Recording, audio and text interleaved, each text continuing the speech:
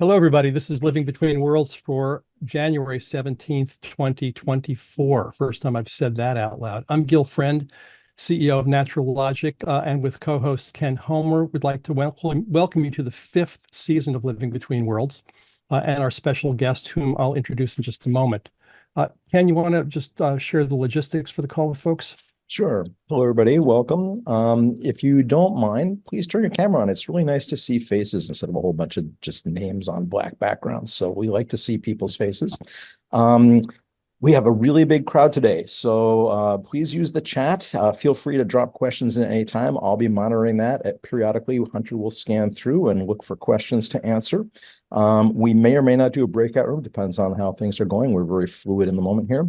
If you would like to raise your hand, depending upon the version of Zoom that you have and your the way you've set it up, it's either going to be down at the bottom as a standalone or it'll be under reactions. Please use the raised hand feature so that we know it puts you in the queue up in the upper left so we know you're there.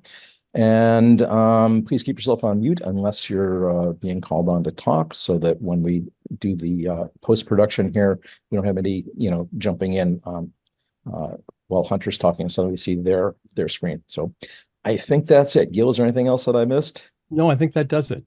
Thank you, Ken, for that. So many of you have been with us on these calls before. Some of you are new. Just by way of background, we began this series in the early days of COVID. I was struck by the congruence of the COVID climate and other messes that we're living in, the challenge of moving at speed, scope, and scale in the face of what has become called polycrises and metacrises and so forth, which we've called the challenge of living between worlds and doing that with grace and dignity and power.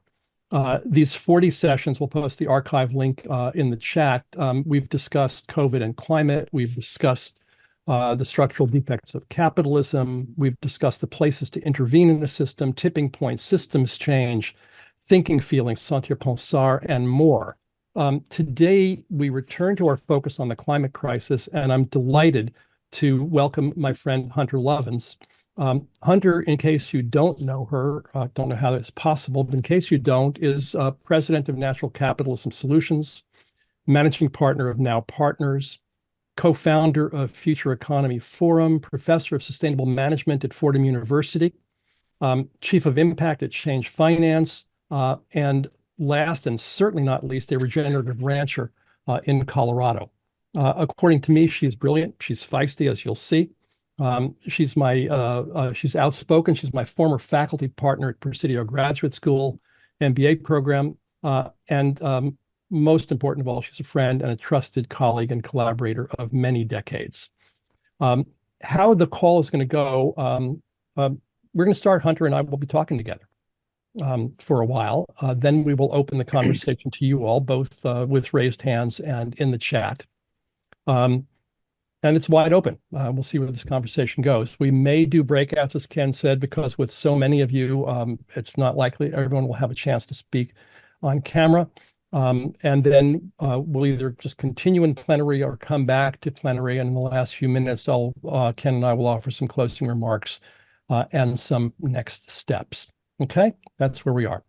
So Hunter, what happened at COP? In some ways, nothing. In some ways, a hell of a lot. Now Partners, through our Future Economy Forum, put on 65 separate events in 4 venues around Dubai. So we ran our asses off. We had a team of, count us, 5 of us.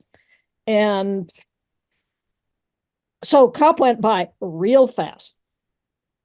The COP, for those of you who don't know, is Conference of Parties. It is the UN's annual exercise in frustration where 190 some, this year I believe it was 7, countries come together in theory to negotiate how to deal with the climate crisis. In fact, they don't. And in fact, they can't. The UN Framework Convention on Climate Change, which set up the COPs, is structured in such a way that any one nation can veto any action. Saudi makes $1 billion a day every day they delay action on climate change. You really think something's going to come out of the COPs? And for better or for worse, this is not my first rodeo. That is the pin from COP3. That was Kyoto. Yeah, I was at COP in Copenhagen when it visibly failed in front of the whole world, and at the COP in Paris where Christiana Figueres pulled a rabbit out of a hat, in large part because she spent the year before going round to all of the parties and negotiating what at that point was the only agreement that could be negotiated, which is the individual nationally determined contributions, INDCs. So now, rather than a global agreement to limit greenhouse gas emissions to some set, which had been the Kyoto Protocol, it's like, well, you all tell me what you're going to do. And if you take all of the Paris commitments, the world gets to somewhere around 2.8, 3 degrees C additional warming over what the planet was when we began the industrial age, 280 parts per million. We're now at about 424. Yeah. When climate science was, well, climate economics, more to the point, climate science has been around since the late 1800s with Arrhenius, who pointed out if you keep emitting CO2 and other greenhouse gas into the atmosphere, you're going to get a warming planet. Guy named Nordhaus said, well, 2 degrees C is the safe level. By that, he meant limiting warming to 2 degrees C additional would not cripple the economy on some modeling that is wholly counterfeit. That's where the 2 degrees C number comes from, i.e., it is scientifically meaningless. Scientists like Jim Hansen have said 1.5 degree additional warming is the upper limit of safe. And by safe, they mean 50-50 chance we won't have a catastrophe. If I said to you, here, come drive with me, 50-50 chance we won't have a fatal car wreck, but believe you'd drive with Gil. So we are Who can't offer you better odds? This year we are nearing the 1.5 threshold. And Hansen has said we will exceed it next year. It was thought we would not exceed it until well into the 2030s. We're here. Yeah. And go ahead. Hunter, you said from out of Paris, 2.8 degrees based on those agreements, but that's if countries comply with those agreements, if countries fulfill those plans. Is anybody, country or company, at all on track with their climate commitment? There actually are a few countries that are getting close. Costa Rica has a shot at meeting its Paris agreements. The Gambia too, right? No. And the Gambia I've heard too, but it's a small player. It's a small player. Yeah. And we are, take your pick. Business as usual before Paris, we were headed for 6 degrees. The belief now is that we're not at risk of 6 degree because of business. It is now cost effective everywhere on Earth to use renewables instead of fossil. And that is in the face of $2.7 trillion in fossil subsidies. And some people say much higher that are thrown to make the price of fossil look cheaper. I'm a free marketeer. Let's get rid of all subsidies. Let's let these technologies compete in a real market. And then you would see the end of oil. You would see the end of, well, a lot of what is causing the planet now to hit, as Rockstrom has said, 15 tipping points, 9 of which are in motion. We are exceeding the planetary boundaries that Rockstrom and the other scientists warned us we ought not to do. We would solve this problem. We know how to solve the climate crisis at a profit. You do 2 things: stop emitting greenhouse gases largely from fossil fuels, clean up a little bit of industry, and implement regenerative agriculture. You do those 2 things, we can, within some estimates from some scientists at Tufts, 60 to 100 years' time, we get back to the 280 to 300 parts per million that we were at the beginning of the Industrial Revolution. profitably. Mhm. So we know how to solve the problem. Did we at COP? No. What we got was the finalization of a loss and damage fund. This is Mhm. something that the most vulnerable nations have been begging for. This is an issue of climate justice.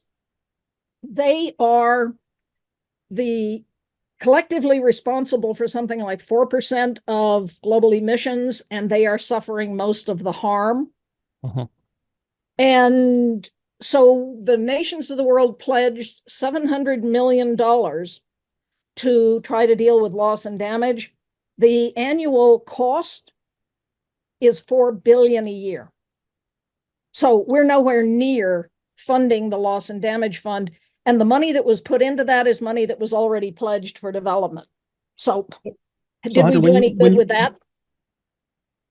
Yeah, And we pardon me. got this great announcement in overtime, extra innings of a transition away from fossil fueled energy systems. Everybody went, yes, we have an end of fossil. No, we don't. By energy systems, what they mean is fossil energy used in power plants.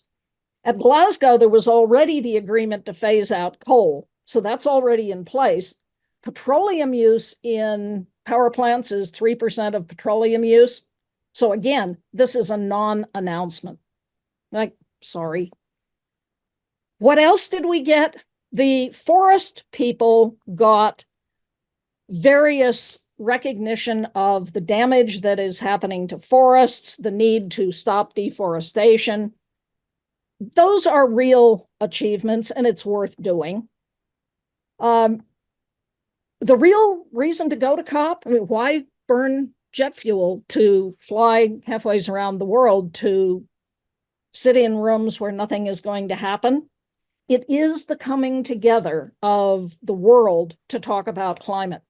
So I spent my time with heads of state, with ministers, with CEOs, with heads of NGOs, talking about how do we implement these real solutions. And a lot of good things happened there.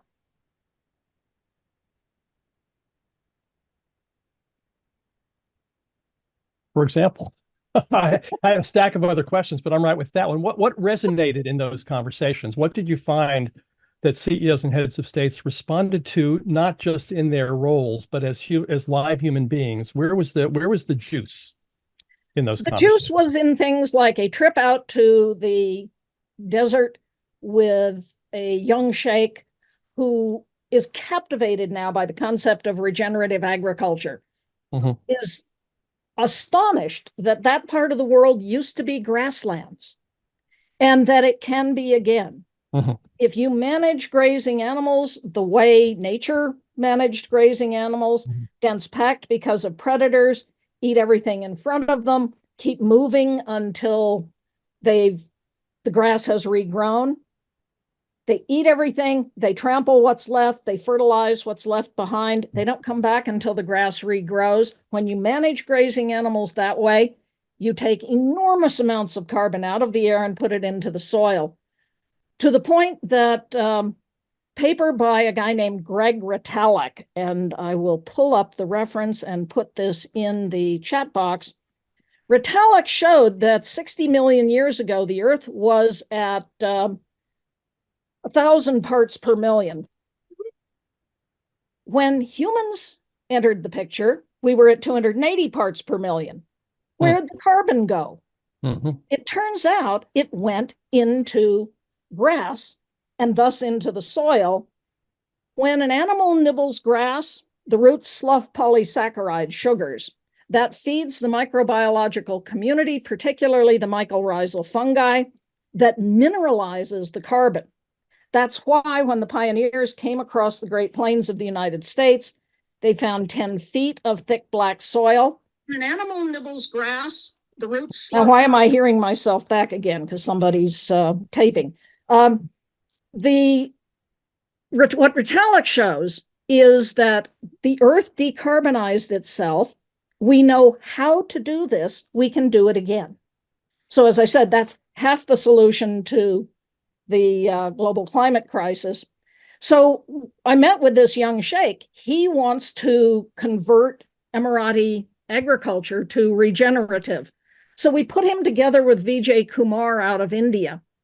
Runs a thing called community managed natural farming. He's working with 1 million plus poor, largely women Indian farmers, helping them convert from the way they had been doing it, in many cases, the green revolution with high cost fertilizers, pesticides, herbicides, to no poisons, entirely organic, using Gabe Brown's 5 principles of minimal disturbance of the soil, living root in the soil year round, cover on the soil year round, diversity of crops, and animal impact.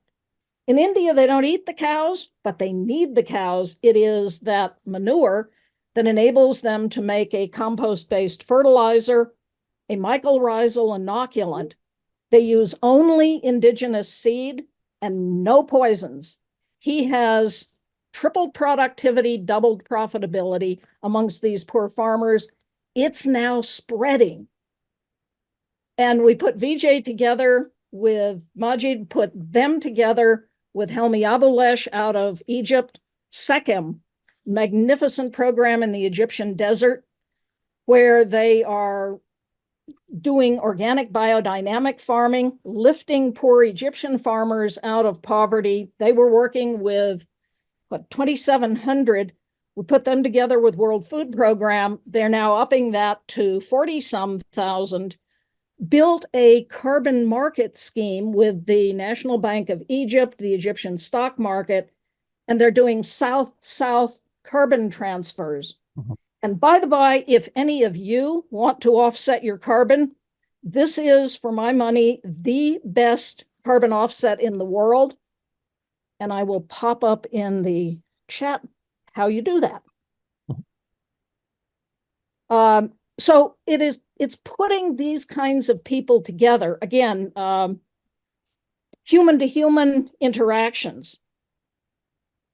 Odie says that cow farts are an important release of CO2. Not quite. It's a release of methane, and it's more the cow burps. If you leave cows on grass, they have their heads down eating. In the grass is methanotropic bacteria, so the methane is eaten by the bacteria. The problem arises when you go to industrial agriculture, take the cows off grass, put them in feedlots, feed them corn and soy grown at great carbon intensity, energy intensity, chemical intensity. They were never designed to eat corn and soy. They get sick, so we load them with antibiotics. We eat the meat, we get sick. This is spherically senseless. It's stupid no matter which way around you look at it. Again, if we go to regenerative agriculture, we solve all of those problems together. There's a new set of films coming out shortly from a guy at Arizona State named Peter Byck, B-Y-C-K. The series of films is Roots So Deep You Can See the Devil Down There.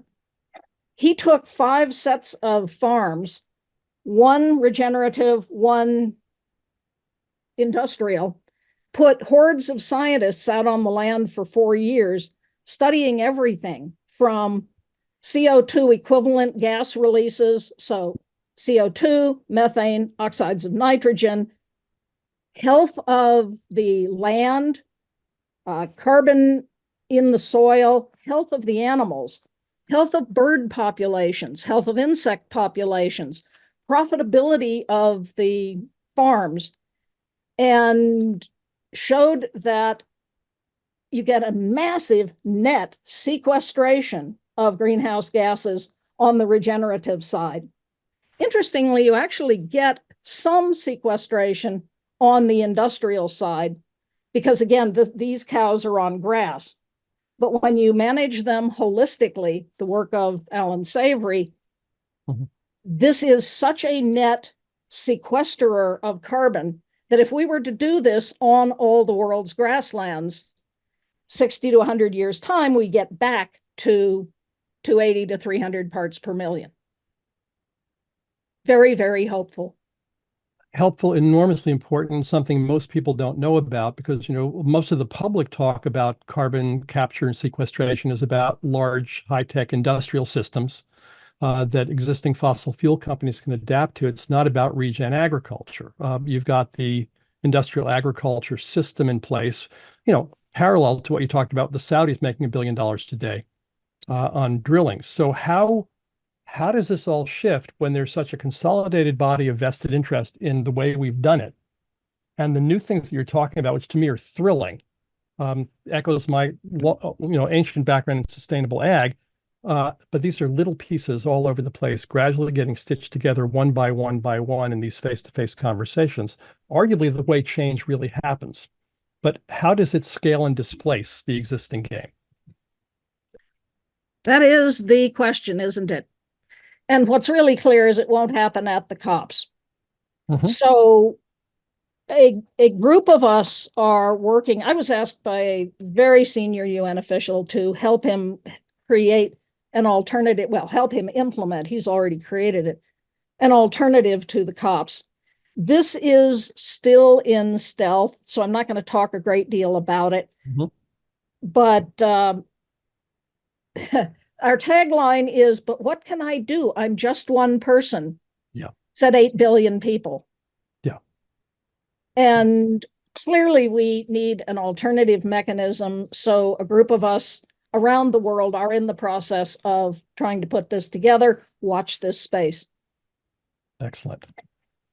The other half, of course, is market mechanisms if we let them work.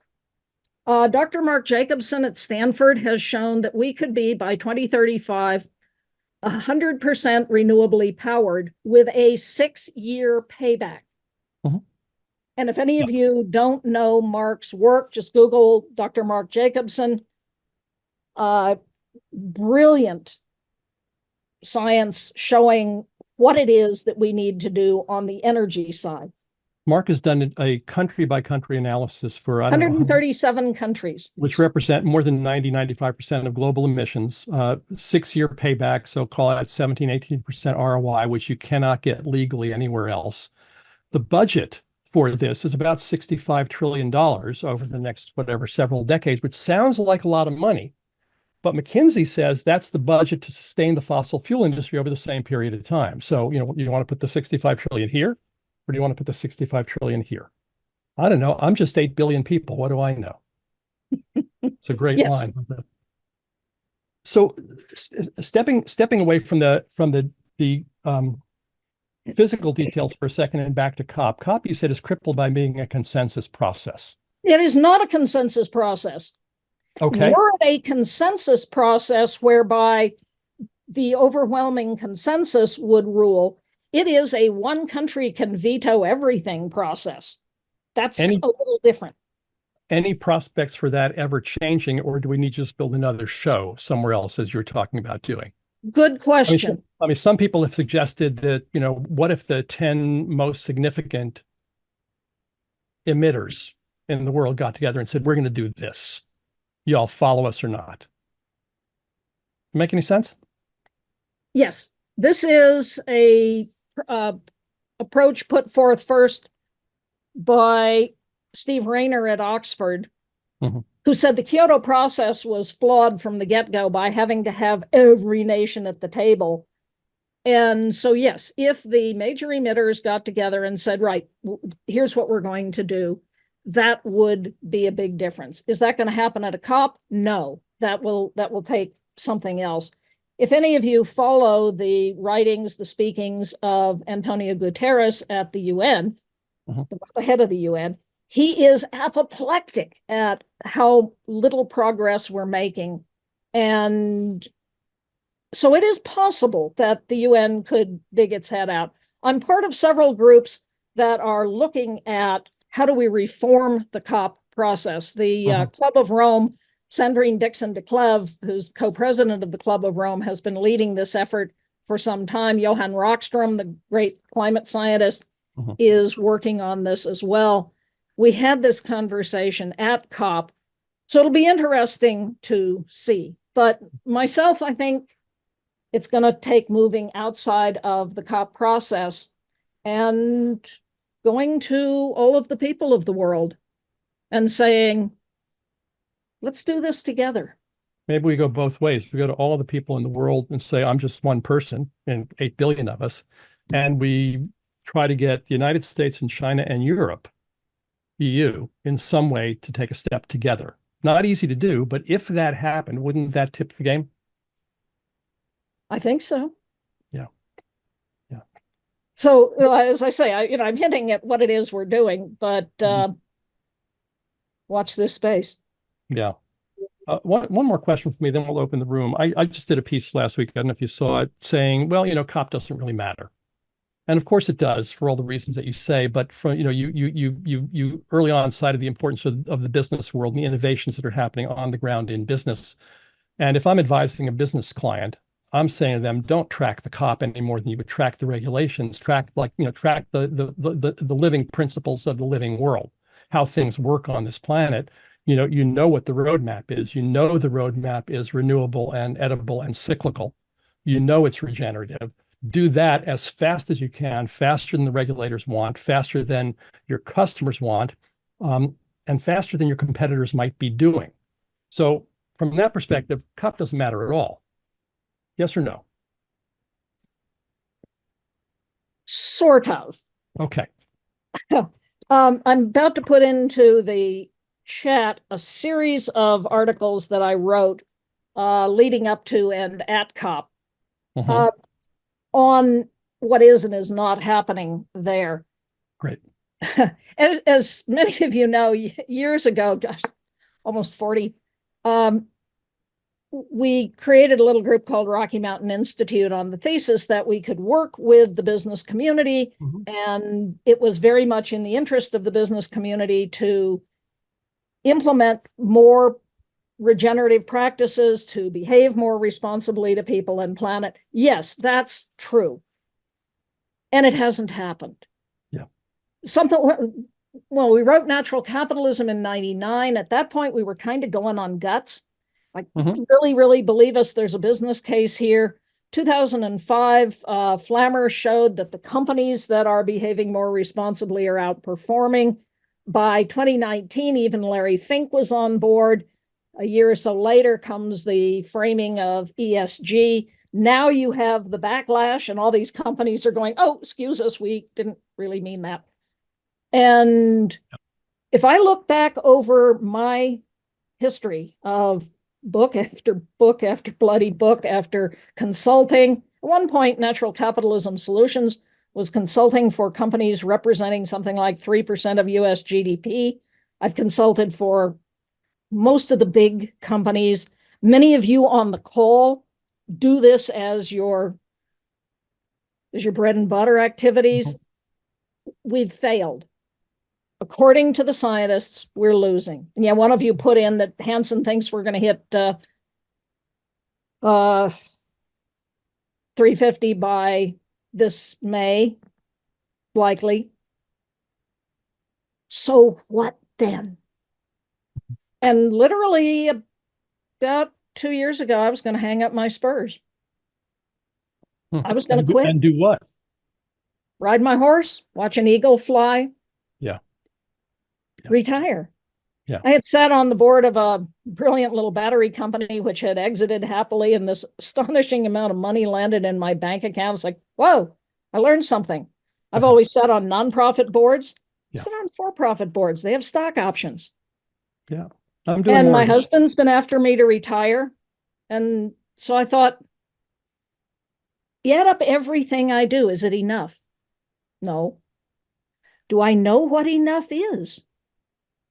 No. Then why go down the road? Why burn carbon? And so I was going to hang up my spurs. And so why didn't you? Because a very senior official at the UN, whom I had fought for 2 years prior as part of a UN program, gave a speech on regenerative agriculture I could have given. I thought, well, so I walked up to him, stuck out my hand, said, howdy, my name's Hunter Lovins. He laughed. He said, I know who you are. Like, yeah, probably so, huh? I gave him heartburn for 2 years. I said, I may have been wrong about you. And we sat down and talked, and he pitched me. I thought, okay, that's big. Yeah. It's too big. I have no idea how to do it, nor do I know anybody who could. If it could be done, yes, that would be enough. So I shrugged and went on to my next gig. He showed up there. We wound up, for some silly reasons, 7 hours on a bus crossing Italy. I had no agenda. We are just riding down the miles. We were both telling war stories. Somewhere in the middle of Italy, I thought, son of a bitch, he can do it. And he looked at me and said, will you join me? And I looked at him and I said, I will ride for your brand. I said, you have no earthly idea what I just said, but let's go. And since then, so now I just have to go raise. We are variously told we need $2 million, $5 million, $30 million to pull this off. So yeah, I'm in fundraising mode. It's a little hard though to raise money when you say to somebody, I can't tell you who's involved and I can't tell you what we're going to do, but trust me, it's big. There's times for that. I take some comfort in the realization that I really don't know how this change happens. This is not like cause and effect like billiard balls, and we are falling behind and yet we're having impact. I mean, that guy who gave the speech that you could have given might have seen something that you said or that some of your colleagues said. And so the influences ripple slowly and gradually. We've had sessions in the past about tipping points, which I don't think is a mechanistic magic number that if you hit a certain percentage, things flip over. But we do know that change is discontinuous and that things look stuck and look stuck and look stuck, and then suddenly they move. And so for me, that's what fuels me, and just continuing to do the pieces that I can do as just one of the 8 billion of us, hoping to have little inroads here and there and occasionally getting some feedback from somebody that had actually made a bit of a difference. Hunter, the one thing I'd caution you on is the Martin Luther King quote. This is not the time to engage in the luxury of cooling off or to take the tranquilizing drug of gradualism. Now is the time to go hard. Going hard, ride hard. So that's what I'm doing. That's why we're all here. Thank you. We've got a bunch of hands up. Let's take some let's go. Conversation from the room. Mark, then Jane, then Shams, then George. A reminder again, if you want to speak, raise your hand. If you have questions and don't want to speak, stick them in the chat. We'll handle as many of them as we can. Mark, go ahead. Thank you. So I'm looking at it from an economic point of view and a technology point of view, and we're a two-person startup, but the technology core of the startup is a guy who got a patent for 22.5% efficient solar thin film in 1983, when the violet film that NASA was paying $100 a watt for was 14%. So we're in the same ball game again. We're looking at 41% efficiency on thin film and 2 to 5 kilowatt hours per kilogram efficiency on batteries, and dirt cheap prices. And in the United States, we got the IRA, which slashes 30% off the cost of the solar and $45 a kilowatt hour off the price of batteries. So we can go into extreme expansion mode because of disruptive economics here, as well as the disruptive technology. And I figured, just doing spreadsheets on how fast we could add factories, which are ceramic tile factories, mature product. We could get rid of fossil fuels by 2030, and we could get trucks and buses cleaned up by that time too. Maybe it might take till 2032 to really finish the job on fossil fuels, but we could do most of it. And the profits from this can not only fund the sales of the technology, but they can also fund sales of or purchases by communities of the technologies they need to transform their economies beyond energy and beyond transportation, which we've got covered. The rolling forward of technology is one of the more exciting things that's happening. The Chinese are about to sweep the world with cheap electric vehicles. I drove to my office here in a Leaf. I love EVs. I love passing a gas station and not having to stop in. I've fueled the Leaf off the solar panels at the ranch. When we have power outages, what problem? Have a heat pump on the ranch. We were comfortable through minus 10 2 days ago. These technologies work. They're here. They're now. Let's use them. Yeah, So, and with the IRA, with that $45 a kilowatt hour, the average price of batteries today it was recently 134, and someone just said it was down to 114. So 114 minus 45 is like 60 something, but $60 a kilowatt hour pilot plant wholesale price, which is what I was planning, minus 45 is $15 a kilowatt hour.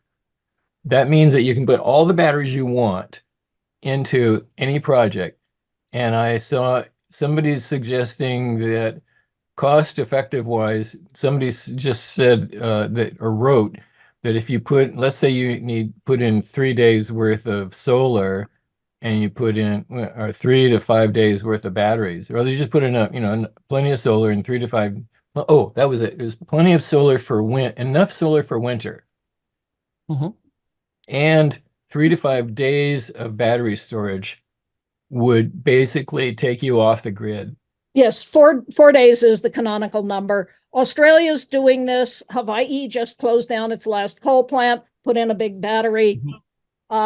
We know how to solve the energy crisis just through wind, water, solar. This is Mark Jacobson's work. We got plenty of technologies now. If yours come aboard, bueno. So again, thanks for what you're doing. Jane. It's a thrill to see a rancher fresh from COP28 talk about deep soil and punching cattle in the right way. And it's kind of amusing to think of cowgirls and cowboys kind of taking the place of the old predators, the great predators of the grasslands. Maybe we'll get there again someday. I'm picking up off of China, and I wonder if you've heard discussions, some of them disturbing, and I can't tell how much of it is propaganda, of Chinese interests buying up huge amounts of American farm and ranch land, particularly ranch lands that are close to military-owned properties in the United States.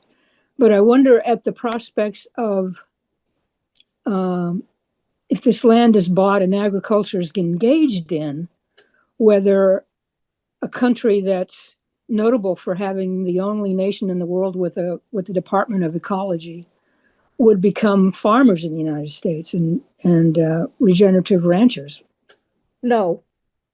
The Chinese are very smart. The Chinese have written into their constitution that they will be the ecological civilization. They are the largest deployer of renewable energy around the world. They deploy every year more than the rest of the world combined.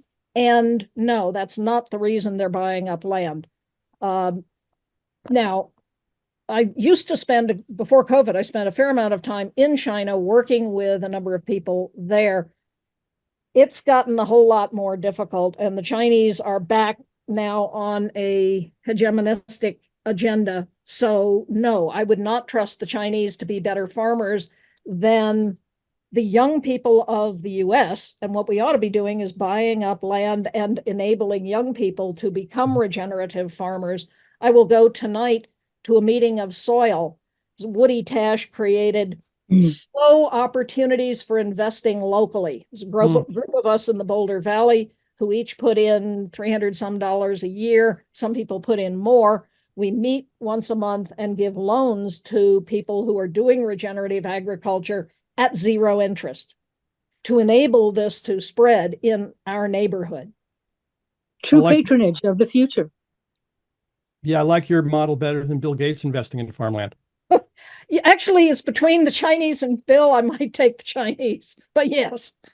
we do need to pay attention to our land. Was on a webinar this morning of a thing called Beyond Bretton Woods that I serve on. This is a group of people trying to rethink the Bretton Woods financial institutions. Brilliant guy out of Africa who has done a book on the just transition, talking about how Africa is still being colonized by the companies from the North who come in and say, oh, we're going to give you jobs to make stuff that then gets exported to the North, or agricultural interests to grow things to get exported to the North. And as a result, Africa imports all of its oil, essentially all of its food, essentially all of everything else that it uses. And this goes back, in fact, Moose Schuman is on this call. Michael Schuman, who is the master of local economic development. How do you, and if you guys aren't, you should subscribe to his Main Street Journal. Here's how you do real economic development: by enabling people in communities to own their own businesses, to produce for food sovereignty, to produce as much stuff as you can locally, to ensure that you get a net economic gain out of any investment that comes into your community. The stuff we did years ago with the Economic Renewal Project. Michael has all of these books. Go to your favorite local bookstore and buy Michael Schuman's books on economic development. This is what we need to be doing in this country, and indeed in developing countries. And from that perspective, the potential for Africa is huge. Africa's seen, from a local economic development perspective, the resources that are there, the population and growth, level of education, which is uneven, but the Africans that I've met who are educated are brilliant and full of fire about a creative future for that continent. So yes, indeed. Michael Schuman, do you want to add anything at this point? Yeah, Moose, jump in. Not to put you on the spot, but I'm putting you on the spot. Well, the one thing I would add to this is the incredibly important role of finance. And we have talked about all of the technological opportunities and policy opportunities and desubsidization opportunities. But if we want to move this faster, we've got to shift our investment. And my guess is that if we did an informal survey in this call, we would find that maybe 1% of the people on the call were putting as at least 1% of their money into local economic development. Almost everyone else is fully invested in Wall Street. So shifting small percentages of our capital as fast as possible in any way as possible is pretty critical to turning things around. Michael, thanks. Very specific. Shams and then George. Hello, Gil, Hunter, thank you so much. You're such dynamic forces in remediating especially our energy conundrum. I wanted to segue from this other aspect that's been touched on, regenerative agriculture and local community development, to raise a kind of perhaps a somewhat disruptive question here. But what if what underlies climate change, diversity loss, and our other crises fundamentally is our outsized footprint and planetary overshoot, which is now 1.7 planets per year? So you know why? Do you know where that math comes from? Wait, one more thought. Do you know why? Do you know what the overshoot is? One more thought. So in that context, and I want to hear what you have to say, but providing less deleterious sources of energy, the renewables, and this is rarely talked about, have themselves quite high footprint costs, resource costs, to enable the world to continue more or less pretty much to continue to turn as it has, including rapacious direct destruction of the environment, of ecosystems, is not, in that sense, a solution. What seems to me to be required is reducing consumption, waste, and population. That where the footprint lies in human behavior. Okay, Hunter, I want to hear from you. Well, I wanted to hear from you. You talked about the overshoot. What is most of that overshoot? Have you looked into those numbers? Yes, I have. But what is it? What is it? Material consumption? Is it mining? Is it farming? Where does that so-called overshoot come from? That's a good question. I'm not prepared. It comes from carbon emissions. Essentially, all of the overshoot, fair enough. Matthias Wagernagel, Bill Rees, who put forth the concept of global footprint, of overshoot, have a point. But if you take away the carbon emissions, we're not in overshoot at all. And the recent UN numbers, fertility rates are decreasing at a rate that's actually concerning to a lot of countries. They're saying, wait, we're losing our demographics. Yeah, I know that. And so, one, the population problem will take care of itself. And this has always been true. Assuming that we had ever-growing population, it would take care of itself through misery. Not a good answer. Yeah. It is taking care of itself because, one, women are waking up. They're realizing that more kids is not an answer to what do I do in my old age. They're moving to cities. In cities, you tend to have fewer kids. Women are getting jobs. And if we want to help with dropping the population to zero population growth, and I served on the board at ZPG for a while, do things like Ashok Khosla in India, where he works with poor women, helping them get jobs in green technologies. When they have a job, they delay pregnancy until they're 29, 30. That erases 6, 8, 10 generations. Help women have, well, first of all, and this is the work of Malcolm Potts at University of California, Berkeley School of Public Health. If you do 5 things, feed people, so end hunger, reform land tenure. This is the work of Hernando de Soto, Mystery of Capital. Educate people, particularly women, provide information about and access to contraception. Population automatically goes to ZPG and stays there. We can solve the population crisis, if we think there is one, very humanely, just through, and in many cases, just educating women. That, by the way, is also one of the best economic development answers out there. Thank you. I'm going to get off, but I just want to leave you with one question. Are you saying that the large impact of energy use on overshoot is not because of extraction of resources? Correct. It is not because of extraction. If you, again, let me see if I can pull up the exact reference to this. It was a BBC article a few years back that actually looked into why is it that we are in overshoot, and it's carbon emissions. So solve the climate crisis, the so-called overshoot goes away. Now, I am not saying everybody run out, jump on Timu or whatever this stupid program is, and order everything that you can lay your hands on, and that's the answer to happiness.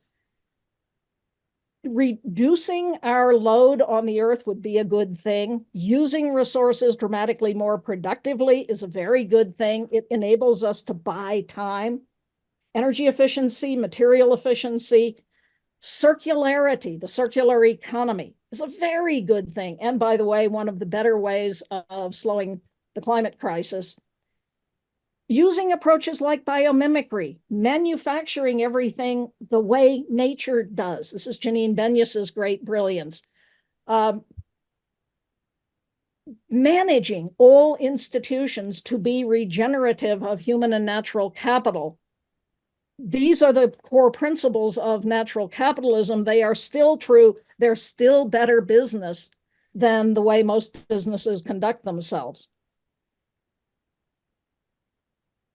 But yes, the overshoot comes from carbon emissions. So let me go see. George, while you ask your question, let me see if I can find. Oh, where would it be? Okay, well, Amory Lovins used to talk about what 90% of everything that we buy goes into the dump within 6 months, and about More than that, but yes.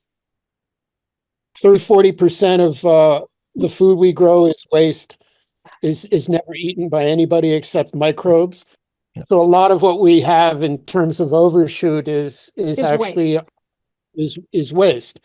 I looked at a Swedish environmental institute, a COP28 post-match analysis, and I was really impressed by one person, Ricardo Marshall from Barbados, who is a representative of the small island nations, really somebody to watch out for.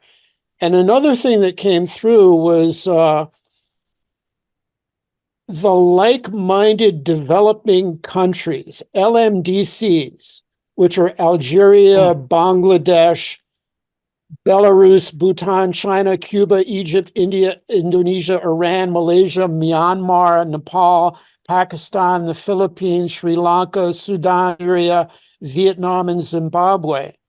And according to one of the panelists at that Swedish Environmental Institute talk after COP28, they said that the LMDCs were not willing to engage in the conversation about development goals during the first week of negotiations. So I'm interested in the different groups at COP, like the small island nations, who are on the real front line. So they're serious. And things like these LMDCs, like-minded developing countries, the different cliques and clacks that are moving in COP. And if you can say something about that. Yes. There, when you get into the world of the UN, there is this alphabet soup of acronyms, of bingos and engos and ringos, and on. There are lots of different groupings trying to grapple with this, trying to deal with the fact that the UNFCCC framework doesn't allow conversation about what really matters, i.e., how the hell do we get away from emitting all of the fossil greenhouse gases that we are now. And literally at most of the discussions at COP, we're arguing over where to place the comma and the brackets. Brackets are around text that's not agreed to. We pretty much negotiated everything that could be negotiated at Paris. So unless you really wholly reframe the discussion, it's going to go nowhere. At this COP, when Sultan Al Jaber, the president, the UAE president of the COP, who is also the head of the Emirates National Oil Company, ADNOC, mansplained to Mary Robinson, saying there was no scientific evidence of a need to transition away from oil and gas, the small island nations damn near walked out. It was this close. Many of us were kind of hoping they would leave because that would break the whole thing apart. It's, on the other hand, in many ways, the COP is the only thing we have so far. Again, watch this space. It's the only time all of us come together. And it would have been a massive international crisis. Now, the small island nations, the High Aspiration Coalition, the countries that want to put in place a fossil fuel non-proliferation treaty, they are continuing to agitate for a different form of the COP and a different rule set. We'll see where we get to. But it is a fascinating process to observe. There is a guy named Ed King, by the way. I think if you Google him, you'll find his blogs. He did a daily blog on what's happening, what's not happening at COP. I tried to get him to publish with Climate and Capital Media, which is where I'm publishing these days, and he wanted to keep doing his own blog. But if you really want to get into who's who in these processes, that would be the best blog to follow. Again, Ed King. Good. We've got 5 more hands queued up. I noticed that none of them are of the female persuasion, which is kind of interesting. I invite people who haven't spoken. I think I may be dominating that category. Well, there's room for more. So we've got another half hour. If you'd like to share your thoughts, please get your hand up into the queue, Don. And then Okay. Louis. Thank you very, very much. And thank you for all of the wonderful work you have done and continue. And don't hang up your boots for a long time. I grew up on a ranch in North Dakota, and I know about wearing boots. But I only wanted to say 2 things because I've got another meeting in just a minute. I put in the chat that the net increase in the human population is 83 million annually. And that isn't trivial as a driver. That's one of the elephants in the house, if you want to call it that. And so often, and you too, have totally overlooked the role of geothermal. And we are underutilizing geothermal globally. There are thousands of places where we can tap into geothermal. And thirdly, we're wasting 35% of our food. As an agricultural worker and a net regenerative agriculture, there's much more like that, but I must go. I've got another meeting now. Thank you so much. Thanks so much for being with us. You're spot on about geothermal. Google did a study a couple of years back, showed there is more capacity for cost-effective geothermal under West Virginia than there is coal resources. Geothermal is another one of the renewables that has an enormous amount of potential. Okay. Yeah, but as with carbon capture, the question isn't just what resources are they and where are they, it's who owns them. It's also what does it cost? Well, carbon capture is extraordinary. Well, unless you're doing regenerative agriculture, carbon capture. Well, mechanical carbon capture is horribly expensive to Hunter, capture 0.01% of emissions. Let me continue the thought. Yes, that's true, but there are certain players who make money at that, who are different players than make money at the other things. Different folks make money on coal and geothermal. There may be an overlap there. So, it's not just a question of what are the economic analyses, it's who does the counting. Very good point. And who counts up the gold. And so back to your point about the soil fund in Colorado, not just looking at farming practices, but looking at ownership of land.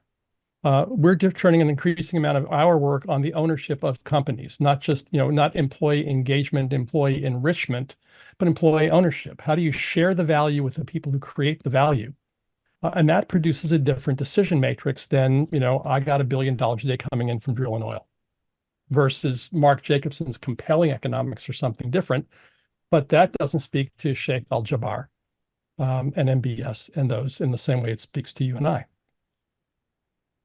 The same problem comes up with solar. Who owns the solar? Are we doing big utility-owned solar or are we doing rooftop solar? Rooftop solar, you own it.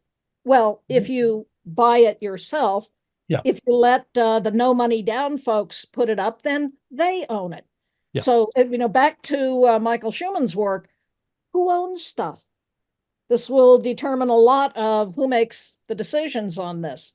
This is a question. Ken, on food waste in restaurants in California and now in Colorado, a guy named Anthony Mint,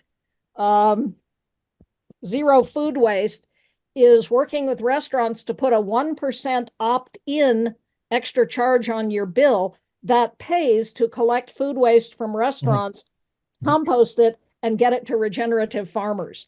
So again, a lot of very good solutions around food waste. Absolutely. Louis, and then Brent. And let me, since we've got less than a half hour left, let me ask people, keep your comments for questions concise so we can give as many of you as possible a chance to talk. Thank you very much. if Michael Schumann is still around, he might address this. Your points on who owns it and individual money coming in is critically important.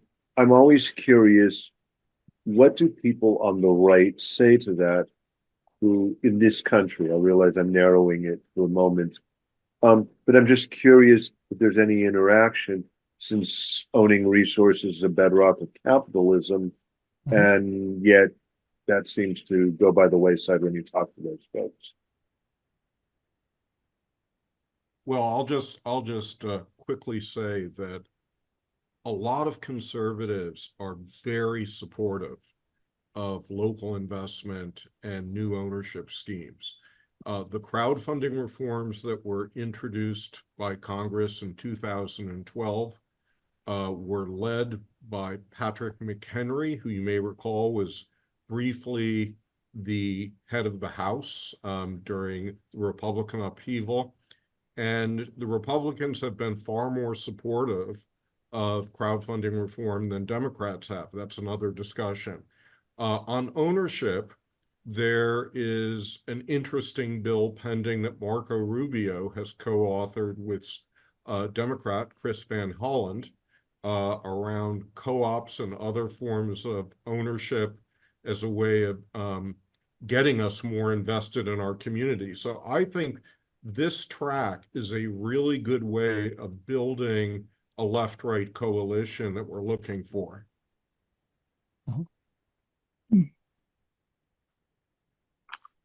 Brent, welcome. You're on mute, Brent. Oh, we've lost you. There you go. There we go. There we go. Okay, thank you. Thank you. So, yeah, I work in energy in the built environment. I was actually inspired into this industry 25 years ago by a visit to the Aspen headquarters. And I was interested in hearing your thoughts about the role that that aspect of the problem in your mind plays into what we're facing going forward. Very recent focus on electrification of the of buildings is, this is something that has really taken the industry by storm in the last few years. I think it is the other half of our adaptation to high penetration of renewable energy, not only the ability to use that electricity, but also to manage our demand for that electricity so that we're matching our patterns of consumption to the patterns of availability.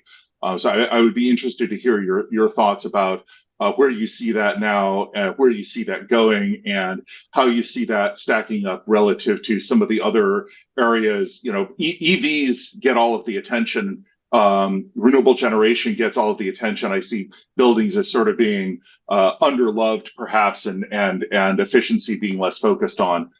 Be interested to hear your perspective. I was once talking with Donella Meadows, our generation's greatest writer, thinker on many of these issues. And I said, RMI is all about efficiency. But if we keep doing more and more and more and buying more and more and more and growing the population more and more and more, don't we just eat up all the efficiency?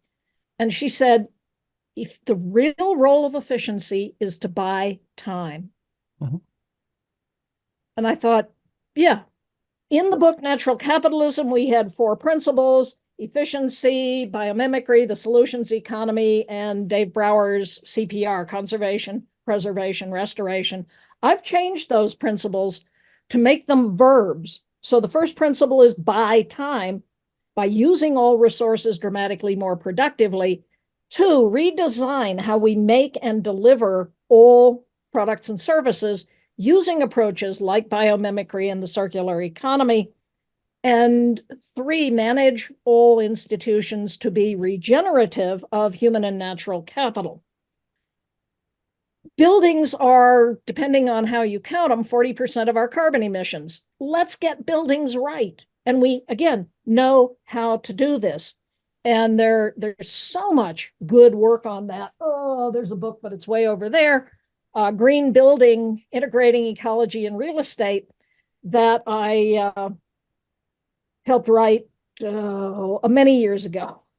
And we laid out all the principles of green building, and people like you, Bob Berkebile, all the great green building experts, David Johnston, who tragically just died.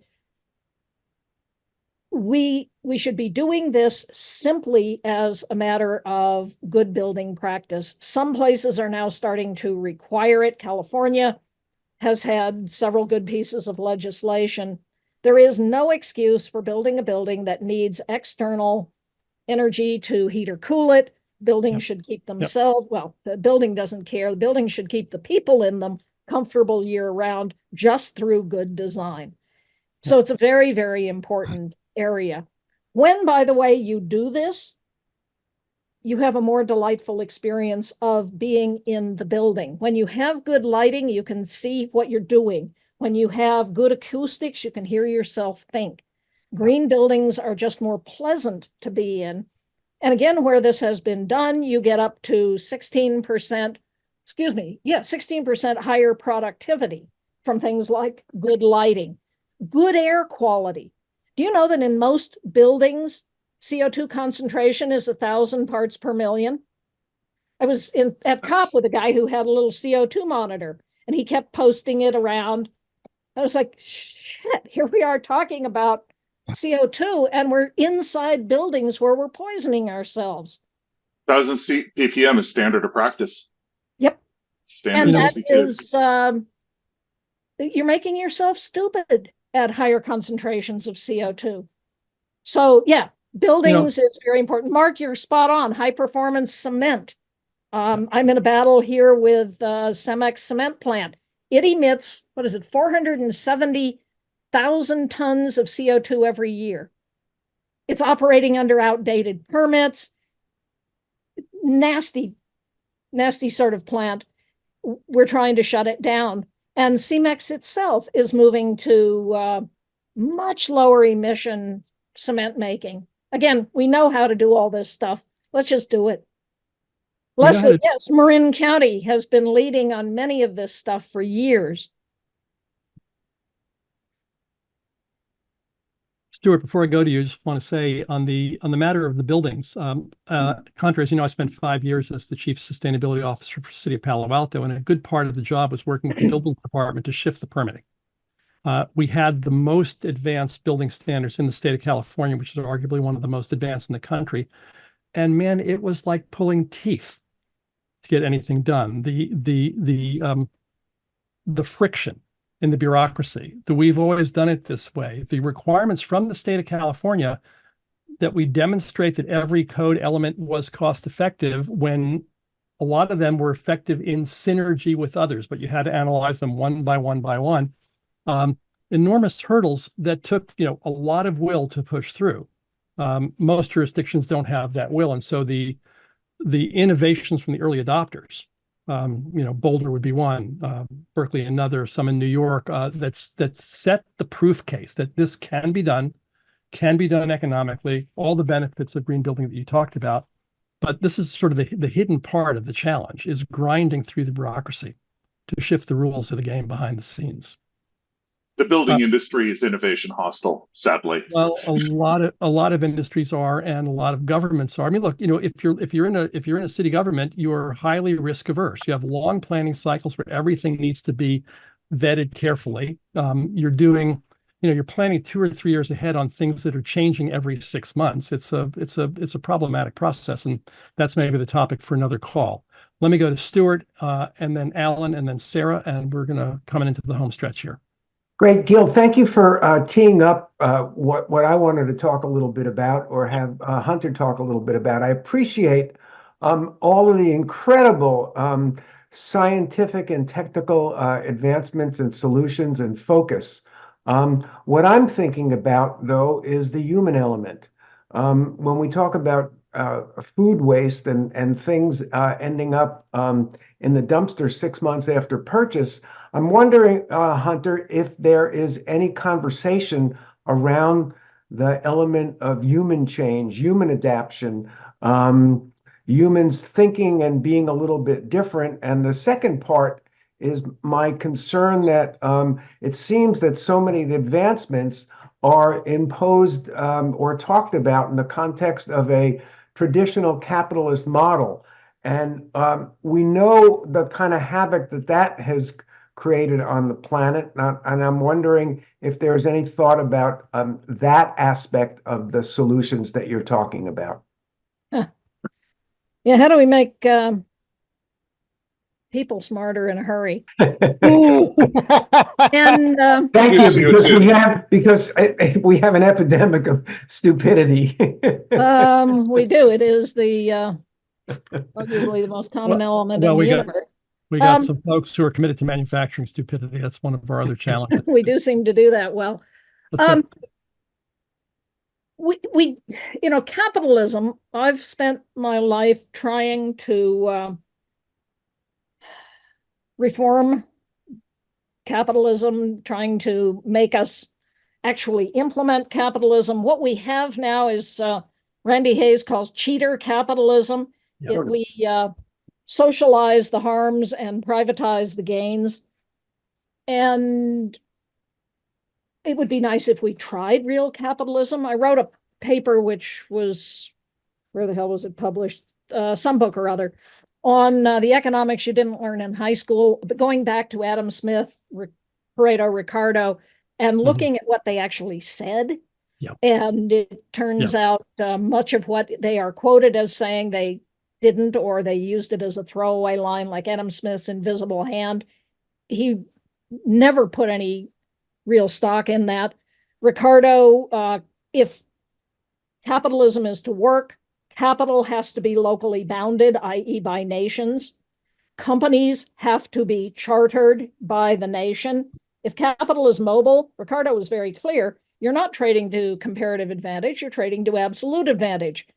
So yes, it would be really nice to have real capitalism. In the book Natural Capitalism, I believe it was chapter 13, we walked through what you have to have real capitalism, a real market, and then all the reasons why we have none of that. So what we have are very powerful market mechanisms. And yes, the work of some of the better economic thinkers, Kate Rayworth talking about donut economics, Marianne Mazzucato.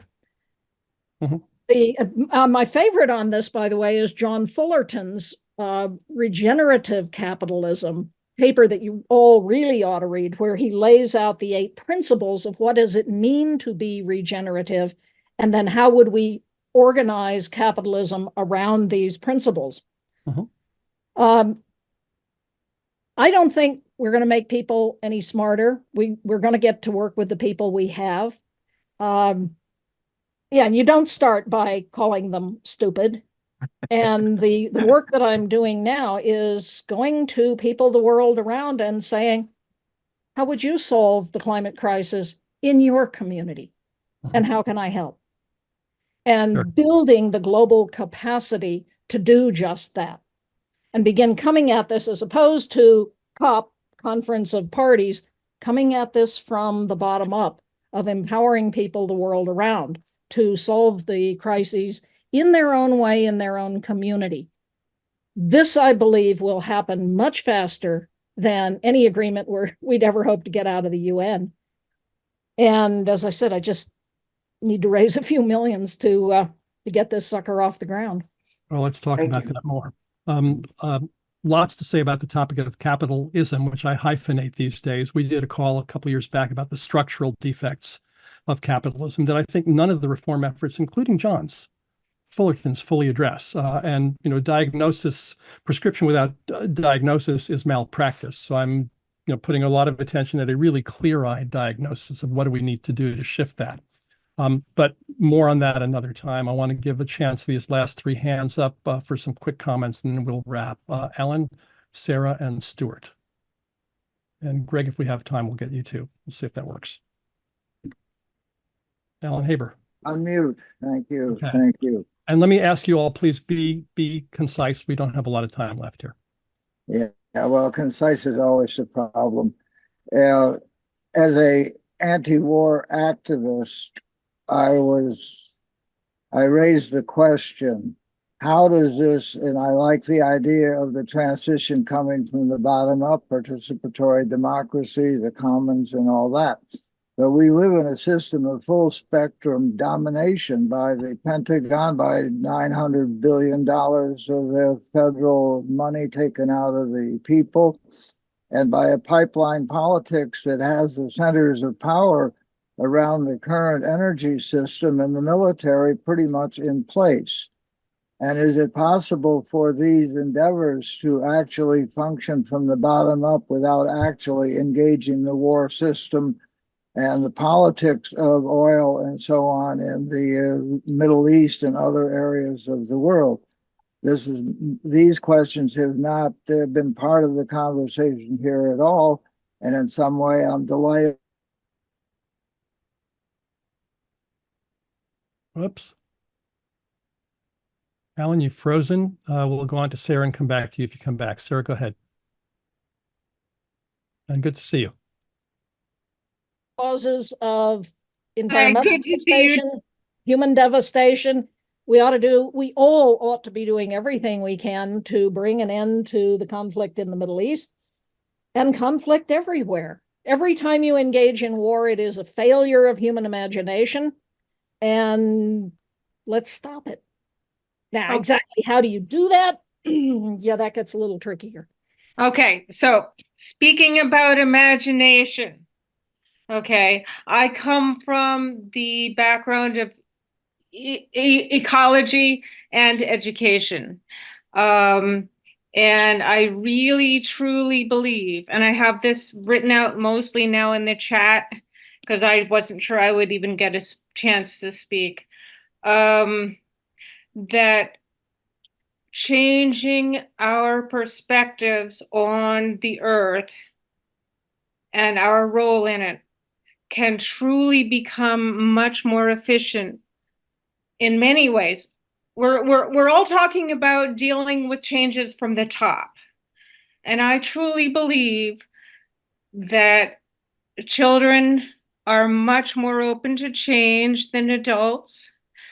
And parents are much more open to change when their children are teaching them rather than when government is trying to force restrictions on them. And children, I mean, and that involves a special kind of education with children also, where you're not coming from the top down. You are helping them, you're guiding them into discovering the truths about the environment, about the planet, about our role in it, without telling them what they should be doing. They will learn, they will know. We have many kids killing each other, upset, on drugs, because of a situation where they feel helpless. And yes, all of that is true. And this is very much the theory of change on which the work that I'm doing now is based. Let's trust people, let's empower them, let's enable them, and let's collectively solve the climate crisis.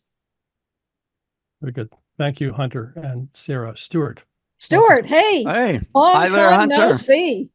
Yeah, long time. Good to see you. And again, Gil, thank you for creating the community forum you have and even naming it Living Between Worlds, because by implication, that means our role is to build the bridges, right? And I see no other way for the communion we're talking about without each of us sort of giving up our sacred cows and being able to sit in dialogue with people we don't immediately agree with. And I go back to the compass needle that I think, Hunter, you and Amory named way back with that simple, I still have it, that magnetic thing on the back of my car.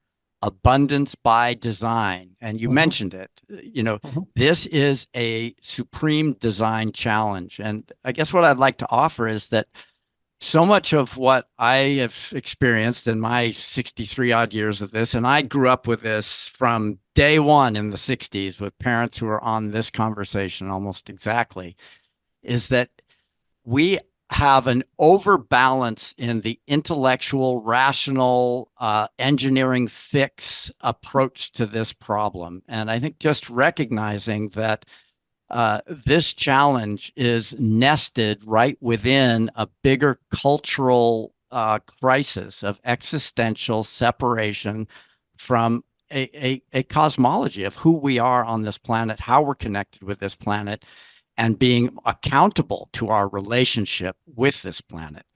So I mentioned Hazel Henderson's in the chat, her Principles of Ethical Biomimicry Finance. And of course, you mentioned Janine's work in biomimicry. Clearly, the pathway is to get into communication in our communities. I call it in-place impact. And yes, we need top-level, top-down policy, but the real power is going to be from each of us taking that in-place impact responsibility in our own communities and spending some quiet time getting into right relationship with this planet and the cosmos that we all, depend on for our life and living. A lot more quiet time, in my opinion, would open channels of knowing that desperately are needed in this quest to find the right future for humanity, because it's way beyond an engineering fix, way beyond that. So thank you for making this conversation available. Thank you so much, Stuart. And come back again. We talk about culture change from time to time and how planetary cultures shift over time. One of the shifts we're in now. I cited the chapter in my book, which if anybody cares to look at it. Put the link in the chat, please. Okay. Greg, over to you. I'm going to ask you to be very brief, if you would. What's that? It's over to you. I'm going to ask you to be very brief, please. I'm very brief. So first of all, obviously, thank you very much for all that you do. And thank you, Hunter. This has been fascinating. I've been really inspired by Kim Stanley Robinson's Ministry of the Future. And really, in some ways, obviously not a perfect roadmap, but lays out a heck of a roadmap, including the global carbon rewards and all that sort of thing. I wanted to get your reaction to what extent you see that as not just a speculative fiction novel, but something that we can really look to for what may be happening, including some of the scary eco-terrorism stuff. Yeah, I require Ministry for the Future for my classes. It is an awesome book. Thick. A colleague of mine said he was reading it in homeopathic doses because the beginning of it is very, very grim. Mary, by the way, Hunter, I had to start it 3 times to build up enough of a head of steam to get through those first few chapters. Yeah. The Mary, by the way, is Mary Robinson, who I was honored to be able to spend some time with at COP. Wonderful woman. My one critique of the book is it way short-pedaled regenerative agriculture. It had lots of solutions listed. The only one it really named by name was Delton Chen's carbon coin. That's a very interesting one. But the real point to read the book is for what could well be coming at us this year, next year. It's set 20 years in the future. Yeah, no, it's not. It's now. I doubt that they're going to go back to. Everybody, please mute your mic. Mute yourselves. Daniel. Go ahead, Hunter. I said over to Daniel. You have a new book out, which is awesome. The Value of Values. That's something everybody ought to read. Daniel, open your mic and greatly appreciate that. And be succinct. Okay, so first of all, I greatly appreciate that. Thank you. The thing that I would, and Kathleen, thank you for that. I guess just 2 quick things, and I will be succinct. One is that I think it's not, we need to remember that a lot of the things that we have, capitalism and so forth, they're messed up from how they should be. It's not that we need a new thing like, oh, something other than capitalism. As Hunter pointed out, we don't have capitalism now. And as I try to point out in my book, there's a lot of money to be made that isn't being made, which doesn't make any sense. The other thing is that it can be difficult sometimes to remember this, but I'm trying to remember the adage, start where you are, use what you have, do what you can. Yeah. Which I think it was George Washington Carver had the original version of this quote. But that's, where we are is in a system that's crazy, but could be changed in the short run and could be really changed in the long run. And we need to do all of that. Thanks, Daniel. And none of us get to hang up our spurs just yet. I want to thank you all for joining us. We've covered a lot, way more than I expected in this call. We started out talking about COP, and I'm not going to say much more about that. But some of the things I heard is that we know what to do. If it's, cut the subsidies, regenerative agriculture, educate women, 3 items that move a lot of the mouth in there. The future that we know is profitable, but it depends on who's counting the coins. I'm just one person, but there's 8 billion of me. So what do we do? If you're a business, you drive hard to the new world. You share value broadly with those who create value. You try capitalism, because we haven't for a long time. If your government, democracy is a good thing too. If you're government, you cut the subsidies, you change the codes. If you're an individual, solar batteries and EVs for sure, but also local investment, and also food waste, and also vote, damn it, and get your friends to vote. The amount of non-voters is more than enough to shift the election in almost every jurisdiction in the country. And so this is not a time for apathy and pessimism, but get out the vote, because if the election goes one way in November, none of the things we're talking about happen. So there's that. They happen faster because all hell breaks loose. All hell breaks loose, and then it's pretty. That's not the preferred route to change. Well, it's a pretty unpredictable route to change. And remember, it's all about design. So with that, Hunter, thank you so much for taking the time out of a crazy busy schedule to be with us. So love every time we spend together. Some people have asked, the video of this call will be up probably by the end of this week, certainly by the beginning of next week. It's on my YouTube channel. I'll put that in the chat in a moment. We reconvene 3rd Wednesday of every month. The next one is February 21st. So please join us then if you're able. Invite your friends. We'd love to expand this circle, expand the diversity of this circle. And that depends on not just us, but you all inviting people. Let's see, what do we got here? Here's the archive link. If you want to save the chat, we post the video. We do not post the chat. So if you want to save the chat, use the 3 dots to grab that, bottom or the top of your Zoom screen. And last but not least, if you want to contact Natural Logic or me, here's some links. I'm sorry for the formatting, got a little wonked here. I've got a Linktree link to give you a sense of the things that I'm up to. I didn't want to take the time away from Hunter. You got a little bit of a sense of what she's up to, but it was tip of the iceberg. There's more there. So follow her at what's best link, Hunter, to track you? I'll put it in the chat, but www.natcapsolutions.org, natcapsolutions.org. And publishing on Canary? Climate and Capital Media. Climate and Capital Media. So check out there. You can follow me on LinkedIn or Substack or our blog. I look forward to seeing you next time on the 21st. And if you haven't had a chance to talk today or post today, please get in touch directly. Love to hear from you, what you're doing, how we can support each other. Thank you, everybody. Ken, what's the last word from our friend Brandy? Second. While I'm queuing that up, why don't we take Hank's? I know Hank will be quick. Sure, go, Hank. I also just want to express my thanks not only to you, Hunter, and you, Gil and Ken, but to all the people who put in terrific ideas in the in the chat. As some of you know, I'm helping to organize a conference in Iceland next month about the futures of democracies, both futures and democracies are plural. And I'll try to post something about that on some of the sites that I think you all know about.